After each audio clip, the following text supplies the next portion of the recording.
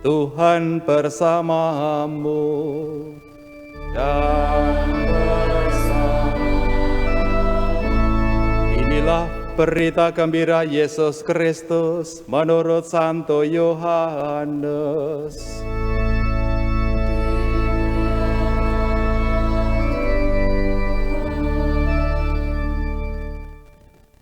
Hari itu adalah hari persiapan, dan supaya pada hari Sabat mayat-mayat itu tidak tinggal tergantung pada kayu salib, sebab Sabat itu hari yang besar, maka datanglah para pemuka Yahudi kepada Pilatus dan meminta kepadanya supaya kaki orang itu dipatahkan dan jenazah-jenazahnya diturunkan. Lalu datanglah prajurit-prajurit dan mematahkan kaki orang yang pertama dan kaki orang yang lain, yang disalibkan bersama-sama dengan Yesus. Tetapi ketika mereka sampai kepada Yesus dan melihat bahwa ia telah mati, mereka tidak mematahkan kakinya. Tetapi seorang dari antara prajurit itu menikam lambung Yesus dengan tombak, dan segera mengalir keluar darah dan air. Orang yang melihat sendiri hal itu bersaksi, dan benarlah kesaksiannya. Ia pun tahu bahwa ia mengatakan kebenaran, supaya kamu juga percaya. Sebab hal itu terjadi supaya digenapi yang ada tertulis dalam kitab suci. Tidak ada tulangnya yang akan dipatahkan. Ada pula nas lain yang mengatakan, mereka akan memandang dia yang telah mereka tikam. Demikianlah Injil Tuhan.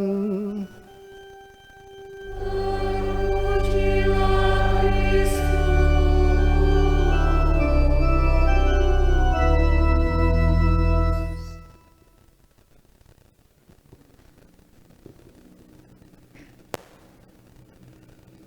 Bapak, Ibu, Saudara dan Saudari terkasih, kita semua memiliki hati. Tidak ada yang tidak punya, karena itu bagian yang penting dan juga akan menentukan kehidupan seseorang.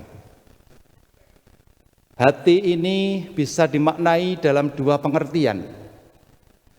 Hati sebagai salah satu organ yang ada dalam kesatuan dengan metabolisme tubuh kita, ataupun hati sebagai pusat perasaan. Ini dua hal yang berbeda tetapi tak terpisahkan atau terkait satu sama lain. Dua-duanya adalah ada di dalam tubuh kita. Dua-duanya itu masuk di dalam ruang dalam. Hati itu memang harus di dalam.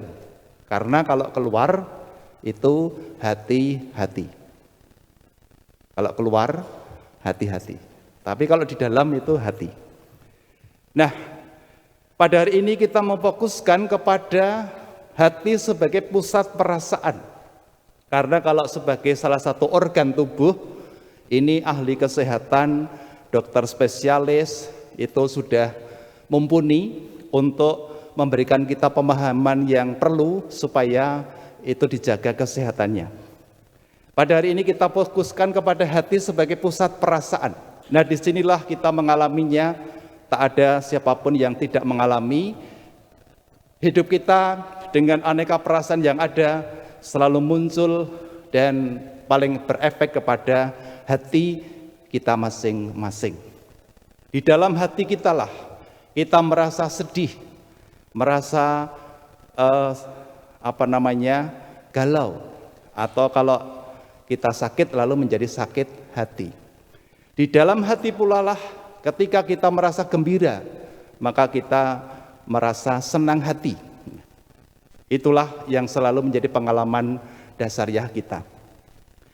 Nah, di dalam hal ini kita diajak oleh hari raya yang oleh gereja dirayakan hari ini, bagaimana membuat hati kita sebagai pusat perasaan ini selalu kita jaga dalam kondisi baik, dalam kondisi yang kudus.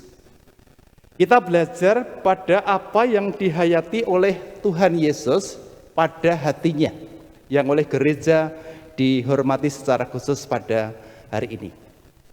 Tuhan Yesus memiliki hati, itu jelas, seperti halnya kita. Dan seluruh kehidupan Tuhan Yesus, hatinya itu menampung semua pengalaman dan perasaan manusia apapun. Yang senang, yang bersyukur diterima, ditampung di dalamnya. Yang kecewa, yang merasa jatuh, ditampung. Yang kesulitan macam-macam beban hidup, entah karena sakit, entah karena ekonomi, ditampung. Yang berkhianat, muridnya itu ditampung. Bahkan yang memperlakukan dengan tidak baik, ditampung, didoakan. Kita ingat pada waktu peristiwa penyaliban. Dan diulangi, dipertegas oleh sabda Injil hari ini, bahkan ketika Tuhan Yesus sudah wafat pun, lambungnya ditikam tombak. Itu pun ditampung. Tidak ada yang ditolak. Semua dirangkum, ditampung, dan diberikan berkat sesuai dengan apa yang dibutuhkan oleh orang tadi. Inilah hati kudus Tuhan yang tak terselami, yang tanpa batas, maka setiap jiwa diundang untuk masuk ke dalamnya, memasuki ruang terdalam dalam hati Tuhan Yesus. Dan hanya dengan cara inilah Tuhan menjadi pangkal keselamatan kita. Nah, dari sinilah kita bisa belajar membuat hati kita itu menjadi kudus seperti tadi. Bisa menampung apapun yang orang sampaikan kepada kita. Yang senang, yang bergembira, kita tampung. Kita bisa berteman, kita bisa bersaudara. Yang sedang sedih, yang sedang galau, kita tampung, kita pahami dan kita dampingi. Yang sedang jatuh, kecewa, kita bantu. Kita tampung pula di dalam hati kita. Yang sedang membutuhkan seorang teman, sahabat, kita bisa menjadi sahabatnya.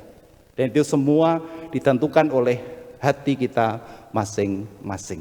Maka mari Bapak Ibu dan saudara-saudari, kita mohon rahmat supaya hati kita mampu menjadi hati seperti Tuhan Yesus, yang siap menampung apapun yang orang lain ingin berikan kepada kita, yang orang lain ingin sampaikan kepada kita, dan kita tidak menentukan syarat apapun, semua kita tampung di dalam diri dan hati kita. Hanya dengan cara inilah ruang hati kita menjadi ruang untuk proses penyembuhan, proses penyelamatan bagi banyak orang. Kemuliaan kepada Bapa dan Putra dan Roh Kudus. Seperti pada permulaan, sekarang, selalu, dan sepanjang segala abad.